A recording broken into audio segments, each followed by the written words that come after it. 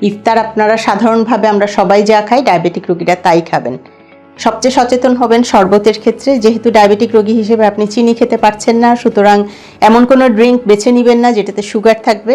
As it is sugar হিসেবে না থাকলেও হিডেন সুগার হিসেবে থাকছে, অথবা আপনি এত মিষ্টি ফল দিয়ে জুস করছেন যেটা আসলে চিনির বিকল্প হয়ে গেলেও সেটা চিনির সমতুল্যই হয়ে যাচ্ছে। সুতরাং আপনি যদি ম্যাঙ্গো জুস খান, আপনি যদি দুধ, কলা, খেজুর মিলিয়ে একটা মিল্কশেক করে খান, সেটা কিন্তু অবশ্যই আপনার সুগারকে বাড়িয়ে দেবে। সুতরাং আপনার জন্য হেলদি চয়েস হবে লেবু পানি অথবা ডাবের পানি অথবা টক জাতীয় কোনো ফলের জুস। তার সাথে সাথে আপনি কার্বোহাইড্রেট প্রোটিনের ব্যালেন্স করে সামান্য একটা সুন্দর একটা প্লেট তৈরি করবেন, যেটাতে কার্বোহাইড্রেট হিসেবে আপনি রুটি বা ওটস বা স্যুপ এরকম কোনো কিছু হতে পারে, অথবা ছোলা, পেঁয়াজু, বেগুনি সেটাও হতে পারে।